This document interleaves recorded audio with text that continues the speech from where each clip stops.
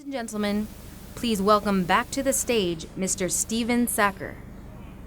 Yeah, well, you've seen enough of me already, I know that, but you know what? I salute you all for still being here. We are, as you know, running a tiny bit late, but it's fantastic that so many of you have stayed on, and we have one more panel session. We're going to have about half an hour of debate about something which I imagine many of you will be very, very interested in and keen to listen to.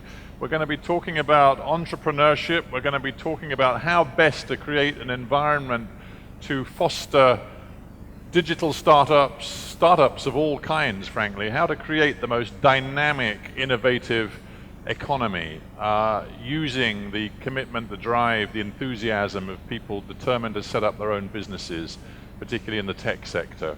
So that's what we're about, and I know it's late, and I know we've all had a long day, but I really think that there's a lot in this conversation that's going to be about energy, about dynamism, about fresh thinking. So let's rely on our panel to deliver some of that, eh? Let me introduce them very quickly, and then we'll get on with the conversation. And as usual, actually, I've forgotten my tablet, but if somebody could bring the tablet, we'll do the interactive questions thing. And we'll also get some questions from you guys as well before we finish. And I promise you, half an hour or so, and we will break for dinner. So, the panel. Next to me, Mark Crowell, who is Vice President for Innovation and Economic Development at the King Abdullah University of Science and Technology, which we've heard about already today. KAUST, I think we're probably all going to call it.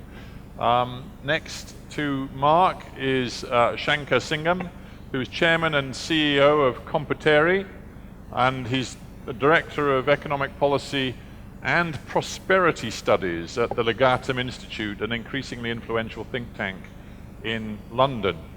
And at the end of the panel, please do also give a very warm welcome to Hala Fadel, who is founding managing partner of Leap Ventures and chair of the MIT Arab Startup Competition. And without boasting in any way, Hala said to me, if there is a young and dynamic entrepreneur in the Middle East, I probably know them. So she's extraordinarily well connected in this region. Give a very warm hand to our panel and we'll get going. Okay, so I guess the obvious place to start is with, well, it's always good to start with a simple question, isn't it? What are, in your opinion, panel, the basic prerequisites for establishing a positive climate for entrepreneurship, for sort of dynamic people to establish dynamic businesses? Mark, you start. Thank you, and great to be here, and I'll add my note of congratulations to all of you for your stamina and your interest and hopefully engagement as we go forward.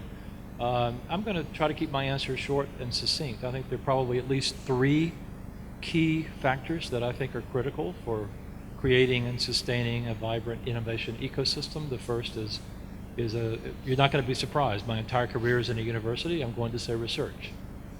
Research, in my view, is the seed corn. It's the fundamental requirement, if you will, for creating the innovations around which value can be created and translated into new services, products, and jobs. Second is human capital. Again, I'm a university guy, big surprise there.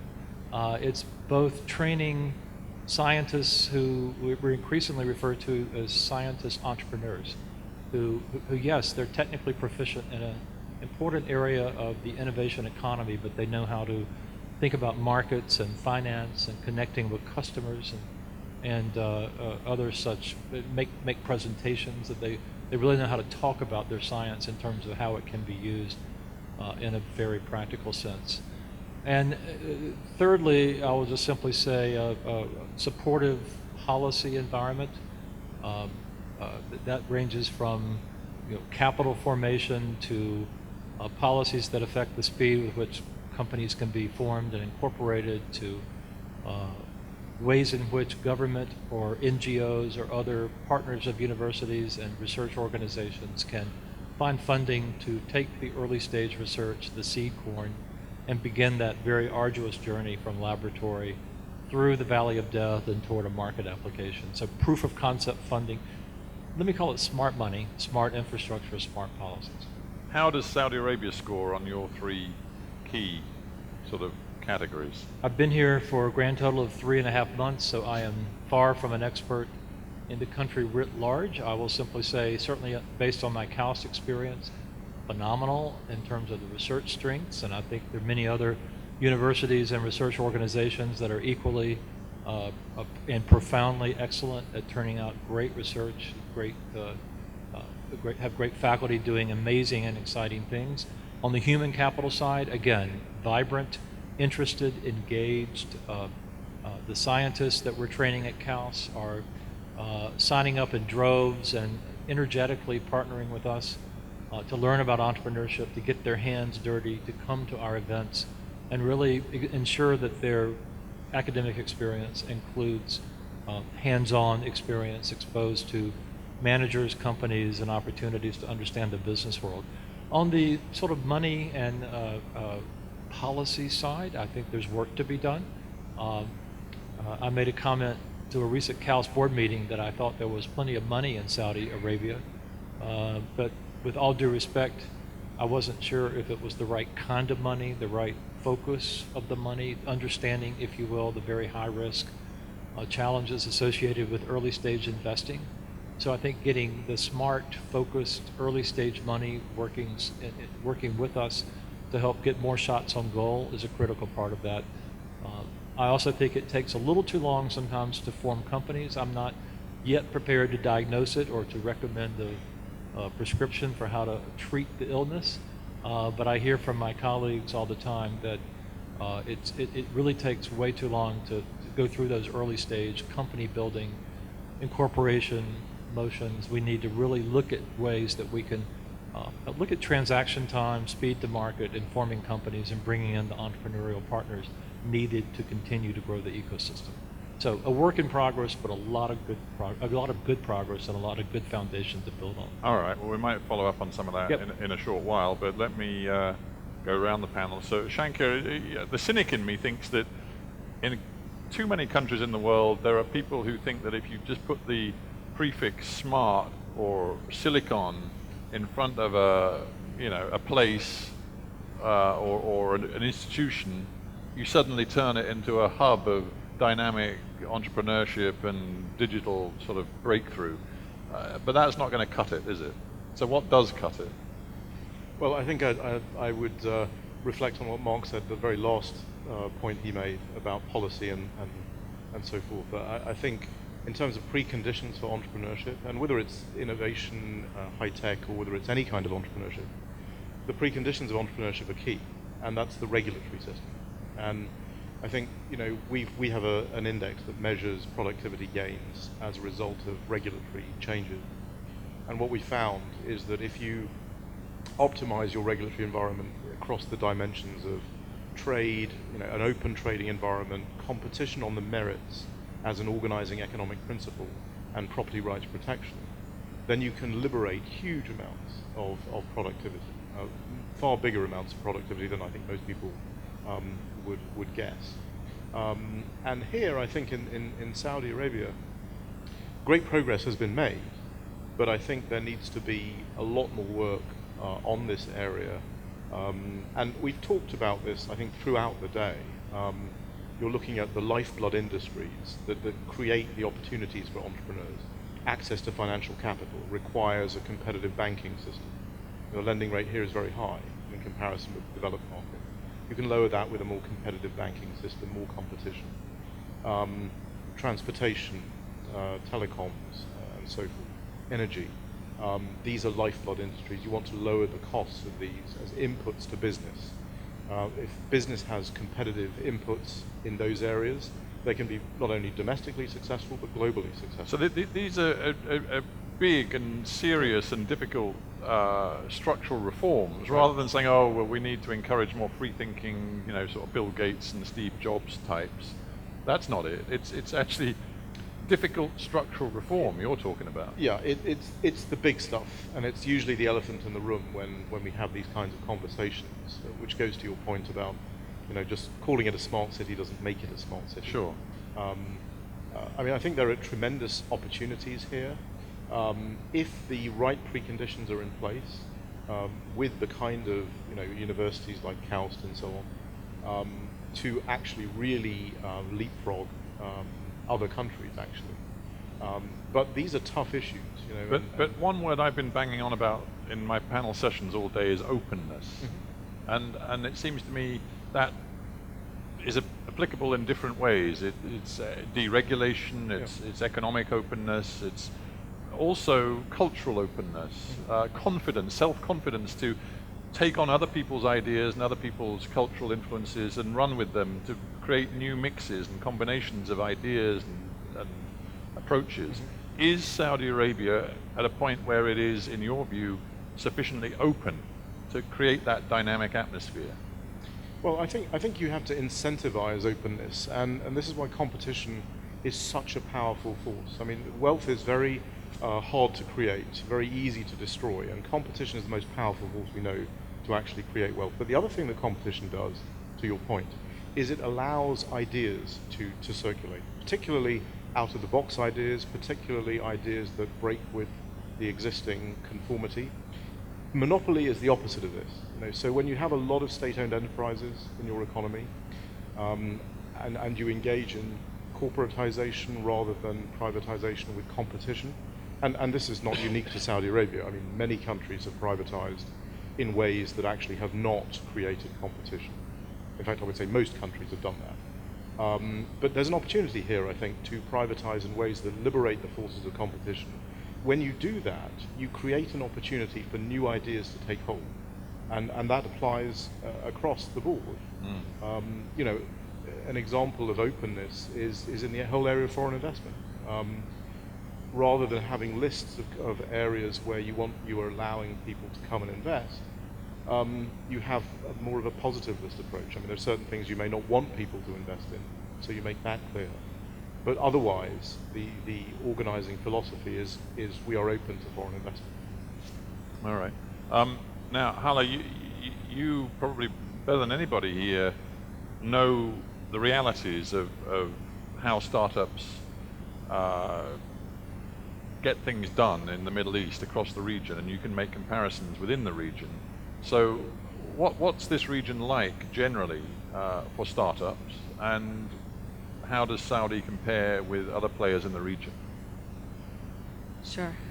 Before we start, I just wanted to thank Governor Abdul Latif Al-Asman, a fellow MIT alum, for creating an environment for the debate around the right questions in the kingdom and in the region, and also my old friend Prince Saud Al-Faisal, who has been a great supporter of the MIT Arab Startup Competition from the start. So thank you. On the issue of a right ecosystem and how does it happen on the ground, first, my immediate reaction to what I've been hearing is that entrepreneurs in this region find their way around the big stuff that you've been mentioning. So I wouldn't define it as a priority for them today. I think there are three things that come up in every ecosystem we look at. And the first one is around the entrepreneurial mentality, what you called freedom or openness in the region. So allowing people to think differently, to think out of the box so that they can innovate. Also allowing them to pursue the dream of being self-employed as opposed to promoting the ideal image of an employee that has a recurring revenue that comes every month and creates a safety net around him. And then nurturing a culture of failure where failure is seen as, I have taken enough risk to try, I have failed, but I will try again, as opposed to stigmatizing entrepreneurs around this. So I think the entrepreneurial mentality is very important. We have invested as Leap Venture in Kaswar Al-Khatib of U-Turn, a Saudi entrepreneur who clearly thinks out of the box, is a risk taker, has a lot of energy, and is conquering the digital media space in the region. And we could be creating many more Kaswaras in the region if we have this environment where we actually promote openness and innovation and cultural exchange. The other big... But let me stop you there. I mean, I don't know, did you hear the panel we did earlier on economic cities and my exchanges with Fahad al-Rashid? Sure. about the culture that he can establish in his city to ferment those ideas, to get people mixing from different cultures, different sort of backgrounds. And I pushed him particularly on the issues connected with women and women's rights, and the degree to which you can attract the most talented international women to come to a city like that if there are elements of the society which are very alien to them. How do you respond to those issues? I think Cake is attracting a lot of young Saudis, but they have also created for themselves pockets of openness and exchange in every city, in Riyadh, in Jeddah. I'm very optimistic about the youth in this country. They're very innovative, they have talent. We just need to reward that talent. I think it is there. Is it capable of drawing in others as well? Because that's the point. Not only do you attract your own bright and best, you attract other people's bright and best too, and then you're really creating something that's cooking on gas. Absolutely. So that brings me to my second point, because to be able to be a platform to attract more talent, I think, I just was running the math about how much has been invested as a percentage of GDP in the US, in China, in the UK, into technology and the digital economy, and it's 0.3% of GDP every year. So for Saudi, it's around $2 billion, if I'm not mistaken. And we just need to see those $2 billion invested in entrepreneurs in Saudi Arabia to create this ecosystem. In the 1930s, I think there was a £50,000 grant that was invested for the first oil well, and research investment into that. If you actualize, if you see the value of that today, we need to invest that amount of money into technology and the digital economy to create these new sectors that many ministers have been discussing this morning, and to create the next big sectors as a percentage of GDP. It's not going to happen overnight. We need to invest money in them. And if there is the right mentality and money around it, then you are able to attract talent. And we've just seen, Saudi doesn't lack talent. We've just heard Abdulrahman Tarabzuni from Google, who is in Silicon Valley. I think it would take him a blink to come back if he sees the right environment, and if actually people put their money where their youth is, I would say. Yeah. And we couldn't attract this type of talent. Yeah. All right. At this point, I'm actually going to already just see if there's anybody who wants to ask a question, because we've got another 15 minutes or so, and I want to make sure I get as many questions in as possible. So I'll tell you what, where are the microphones at the moment? Let's, do we have microphones available? I hope we do. Do we have roving microphones? Well, I'll tell you what, we don't right now, so I will ask one more question, and then we'll make sure we get the roving microphone. Sounds that? I promised you an energetic and dynamic discussion, but we need microphones to continue it. Look, when we talk about Saudi Arabia, we know that a big majority of the workforce actually still works for public sector enterprises, and we also know that the economy is dominated by a few huge players, like obviously Aramco. Now, we heard the Minister for Health earlier, who happens to be the chairman of Aramco too, trying to persuade us that, you know what, even these mega businesses are capable of flexible thinking, of being dynamic, of encouraging entrepreneurship. Is that true? I mean, can they be part of the solution, or are they part of the problem? It's absolutely true, in my opinion. I've seen it in other venues where I've worked, and I'm seeing it in Saudi Arabia. One of the very exciting examples that I'll share with you very quickly is within the Entrepreneurship Center, a part of Innovation and Economic Development at KAUST.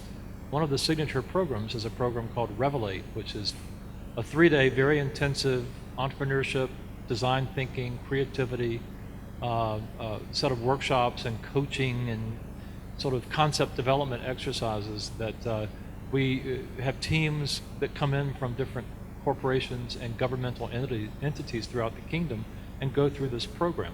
One of the very exciting things for me to see is the number of examples of teams that have gone through it where the companies call us and say, can we send another team? And one of the phenomenon we're starting to see is companies bringing our team out of the Entrepreneurship Center in-house to their corporate headquarters to have these kinds of design thinking, creativity, and entrepreneurship workshops and training sessions. So I think there's a lot that can be done just in terms of changing the way people think about early stage ideas and what it takes to begin to de-risk them and create value around them, whether within the corporation or exploring partnering and external pathways, if you will, to the market that they might participate in. Right. Okay. Well, I'm going to throw it open for questions. I want to get one more specific point across, which I think perhaps we haven't had quite as explicitly as I might like. And Shanker, it comes to what you were saying, that you see, major drags and distortions in many different sort of economies and cultures that work against entrepreneurship. So I just want you to be specific. I know you know the Saudi scene, relatively well. Let's be explicit and brief. What are the biggest distortions and drags in Saudi Arabia right now? Well, just on your previous question, I also want to say that entrepreneurs, and it's related to the last question, entrepreneurs don't exist in a vacuum. They exist, they have customers, those customers themselves are companies, there's a whole ecosystem around entrepreneurs. And if the ecosystem doesn't work very well, then you're not going to get a lot of demand for the kind of entrepreneurial activity that we're all trying to derive. So I would say that. Now, one of the and you can have in large companies entrepreneurial thinking. You can have entrepreneurial activity. The US is a good example of large companies with lots of entrepreneurial thinking. But there's a US judge who said that the best monopoly profit is a quiet life. So if you don't face the ordinary forces of competition, sure, which is the danger of a large state-owned company, then you have a quiet life. You're not going to innovate. We're talking about creating an innovation ecosystem.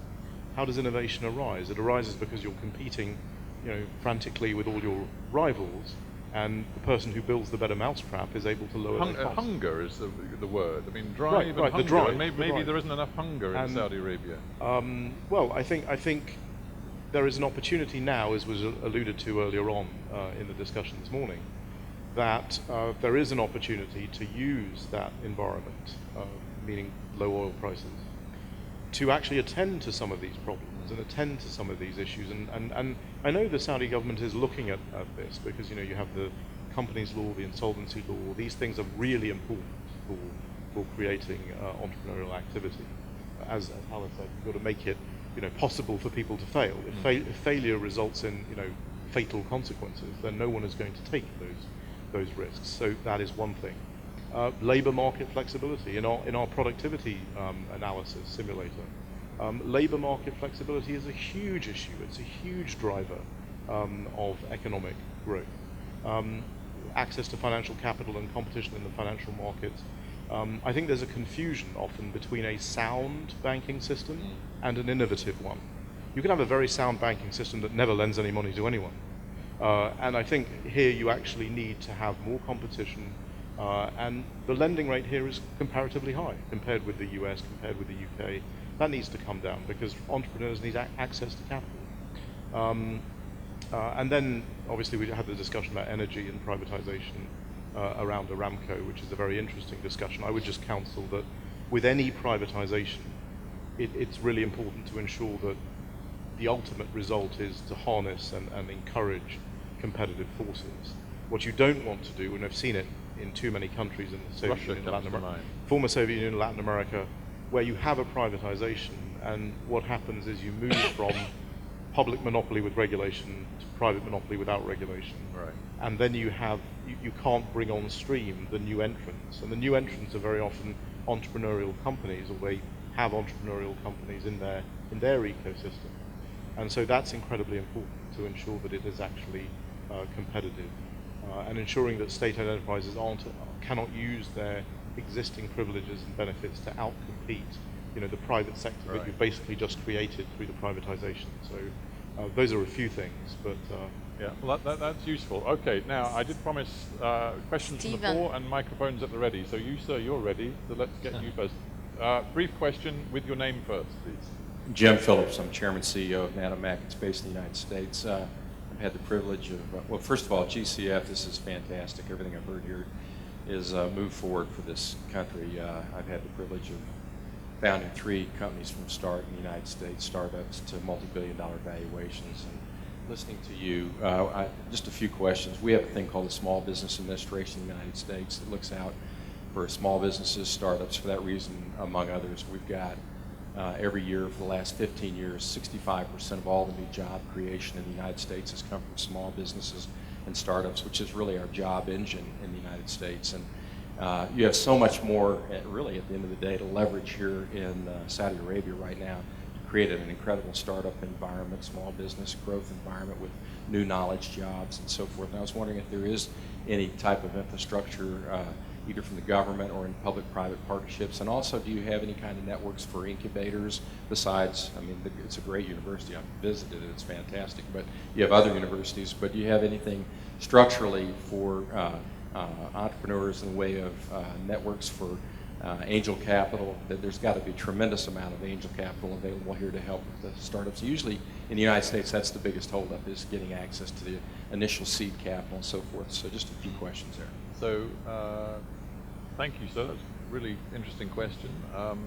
Who wants to kick off? I mean, I'll give it a shot, but I'm going to be a bad panelist, Stephen, for just 1 minute. Because you said maybe there's no hunger in Saudi, and I cannot just let that statement pass by my ear without reacting. I obviously didn't mean literal hunger. I meant hunger to I know, hunger to achieve. Business. Well, there is hunger, there is passion, there is drive in the youth. And maybe the topic that we should be addressing, that is really the big elephant in the room, is that there is a tension between this energy that you can find in the youth and the establishment. And guess what? Saudi is not alone facing that problem. The whole Arab region is facing that problem, and to a certain extent, the whole world is facing the same problem.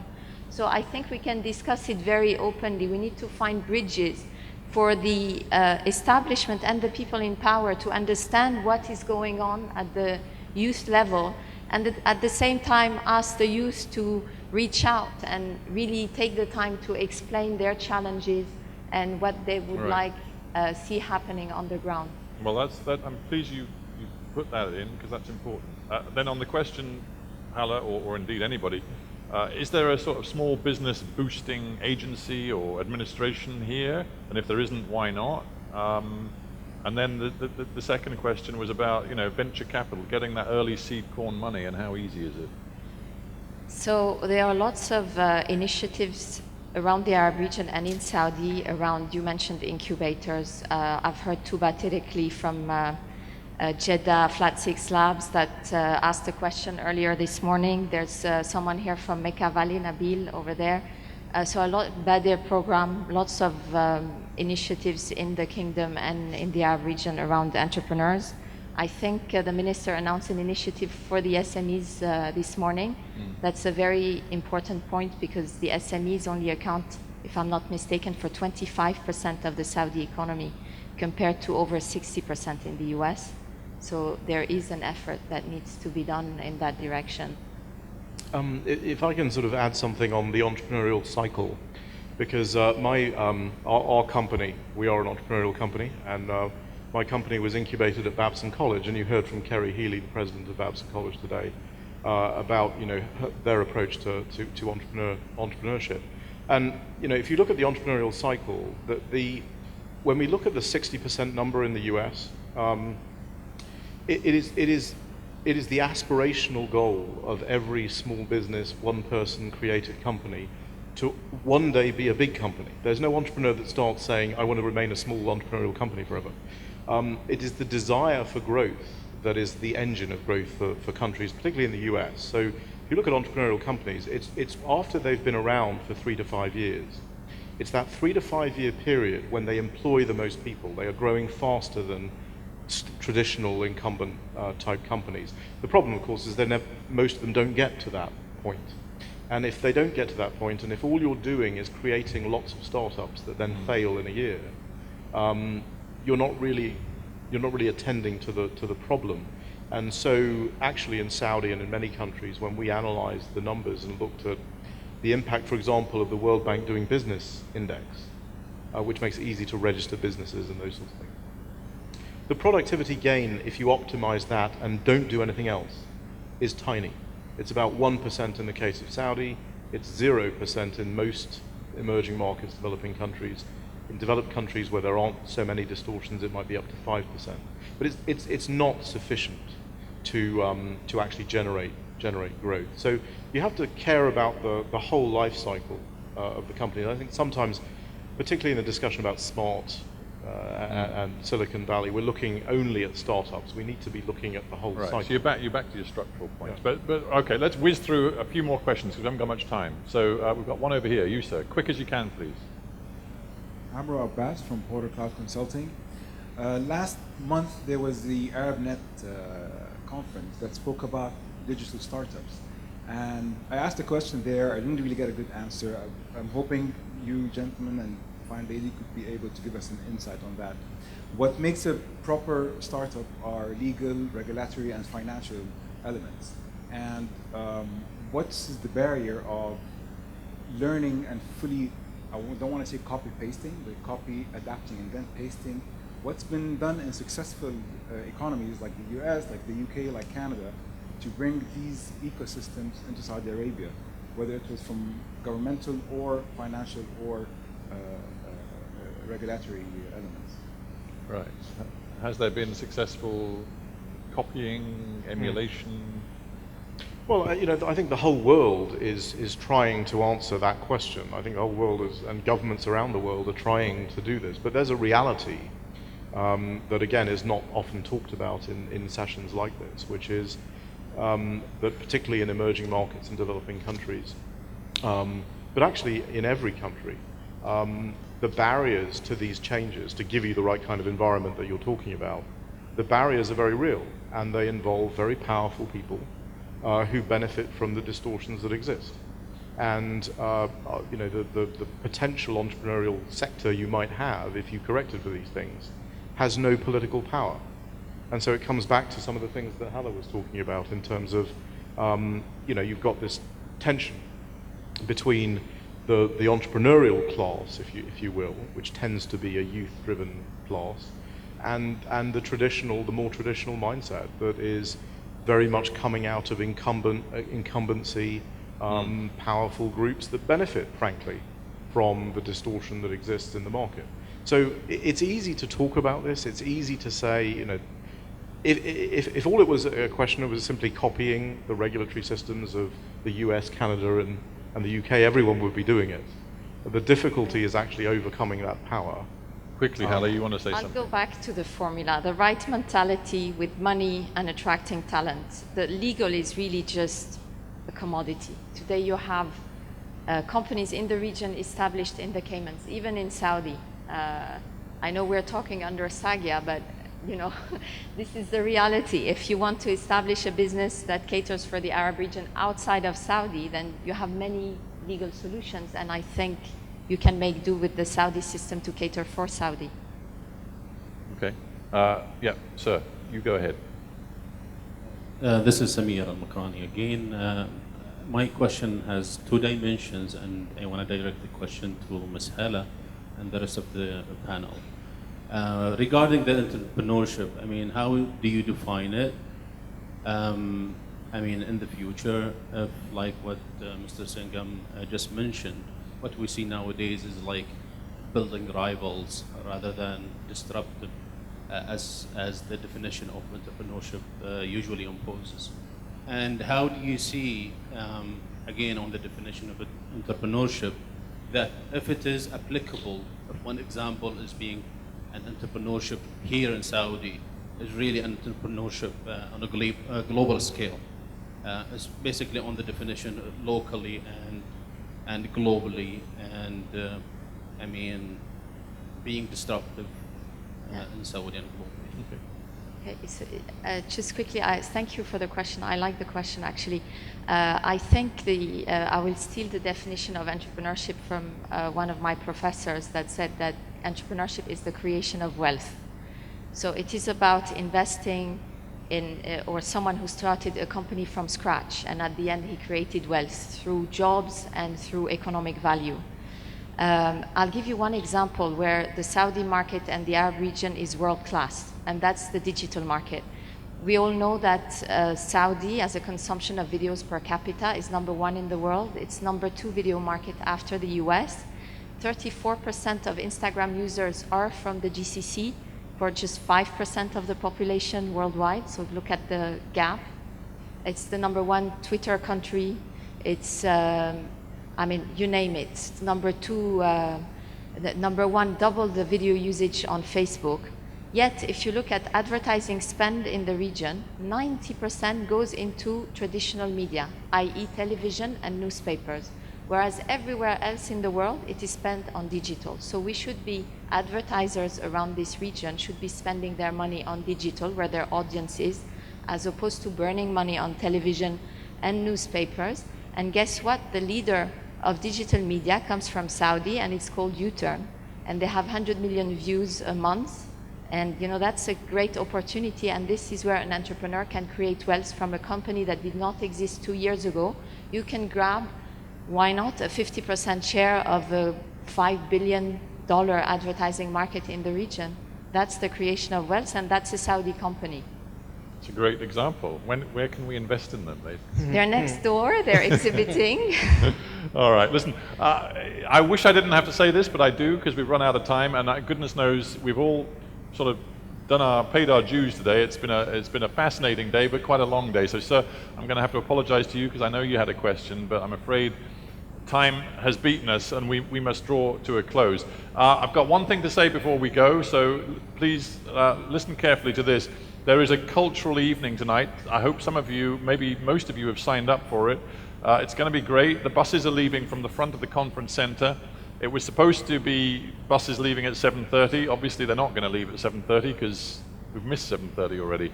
But they're going to leave soon. So there might be time just to freshen up very briefly, but the buses are going to leave soon from right outside to go on the cultural evening. And then a final point, tomorrow, for those of you who want to hear the keynote from President Daniels of Johns Hopkins University, and I'm sure a lot of you do, it's been put back from today because we've run a little late, so it's going to be at 08:45, 8:45 in the morning, tomorrow morning. So try not to miss that.